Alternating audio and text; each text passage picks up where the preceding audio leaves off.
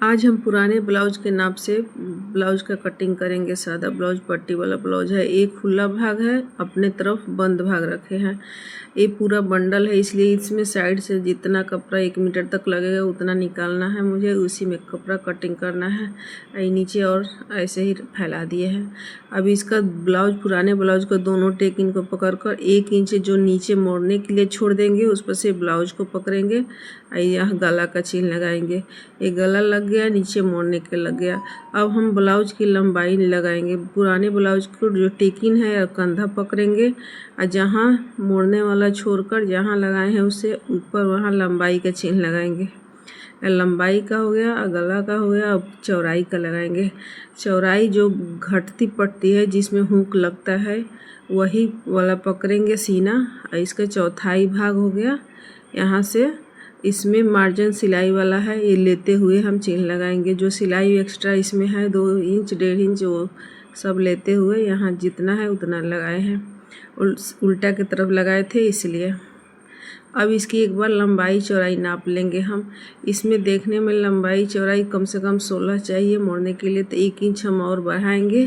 थोड़ा लंबा ब्लाउज बोली है जिनका है। गला भी देख रहे हैं, गला आधा इंच बस थोड़ा सा बड़ा हो जा रहा है तो छोटा कर देंगे। लंबाई चौड़ाई बढ़ गया। अभी चौड़ाई इसका 10.5 लिए हैं। इसमें 9 इंच पर फिटिंग लगाएंगे। 36 इंच का ब्लाउज है और गले का चौड़ाई 2 इंच लेंगे। लंबाई तो लिए ही हैं 10 पर। इसमें थोड़ा सा गोलाई दे देंगे। अब कंधा 3.25 पर लेंगे। 5.25 पर ये कंधा और तीरा हो गया। अब हम मुड्ढा पर लगाएंगे। मुड्ढा 5.5 पर लगाएंगे। मुड्ढा को 5.5 पर लगाकर 1 इंच की गोलाई दे देंगे। पीछे के पल्ला कंप्लीट हो गया। अब हम इसको कटिंग कर लेंगे। इसी को रखकर हम आगे के पल्ला का कटिंग करेंगे वैसे ही सेम। अब देखते हैं यहाँ बैठाएं कि नीचे बैठाएं। नीचे बैठाएंगे तो बाजू इधर से निकालना पड़ेगा, यहाँ बैठाएंगे तो नीचे बैठाते तो यहाँ से निकालना पड़ता है, यहाँ बैठाएं तो नीचे से निकालना पड़ेगा। लेकिन हमको लंबा बाजू निकालना है इसलिए हम नीचे से बाजू निकालेंगे। अब इसकी आधा इंच लंबाई आधा इंच चौड़ाई बढ़ाएंगे आगे वाला पल्ला में, क्योंकि टेकिन में चला जाता है इसलिए हम बढ़ाकर सेम उसी तरह चिन्ह लगा लेंगे। अब गला अपने मुताबिक लगाएंगे। गला वैसे 6.5 पर लगा देते हैं। वो जब गला का पाइपिंग बनता है उस समय पाइपिंग बनाने के समय नाप लेते हैं। थोड़ा बड़ा छोटा होता है तो छोटा कर देते हैं कंधा चाट कर, नहीं तो बड़ा है तो थोड़ा सा छाट लेते हैं। वैसे बड़ा छोटा नहीं होता, अधिक 6.5 पर ही लगता है। अब हम तीरा लगाएंगे। तीरा 13.5 पर है।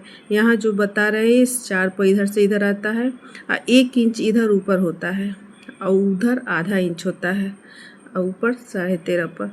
ऐसे तीरा पट्टी लगाकर अब हम इसका कटिंग कर लेंगे। तीरा पट्टी वाला ब्लाउज ऐसे ही कटिंग करेंगे। कटिंग करने के बाद अब इसका दोनों साइड में आगे पीछे पल्ला कटिंग हो गया। और सादा ब्लाउज में इसमें काज पट्टी हुक पट्टी इसी में से लगता है। अस्तर वाला ब्लाउज में मेन फैब्रिक और अस्तर का दोनों का यूज होता है, लेकिन इसमें से यही पट्टी बनता है। तो ये जो छोटा छोटा 2 पट्टी इसमें से निकलेगा, इसको ज्वाइंट कर अंदर की तरफ मोड़ने वाला बनाऊंगी और जो निकला है उसको काज पट्टी बनाऊंगी। अभी जो कपड़ा बचा है इसे गला का पाइपिंग बनाऊंगी। अभी हमको बाजू निकालना है। बाजू हमको 10.5 इंच निकालना है। अब हम 10.5 इंच इसकी लंबाई लेंगे। इसमें मोड़ने के लिए लेंगे 1.5 इंच। ये देखिए 10.5 11.5 पर लगाई हूँ। यहाँ 1.5 इंच ऐसे मोड़ने के लिए चिन्ह लगा दी। अब हम इसकी चौड़ाई देख रहे हैं। चौड़ाई कम पड़ रहा है। सिलाई वाला मार्जिन तो 8 पर आ जाएगा, आधा इंच अधिक हो रहा है। मार्जिन थोड़ा ज़्यादा छोड़ना पड़ेगा। इधर से हम 3 इंच लेंगे। अब ऊपर से 2 इंच लेते हुए इसको गहराव दे देंगे।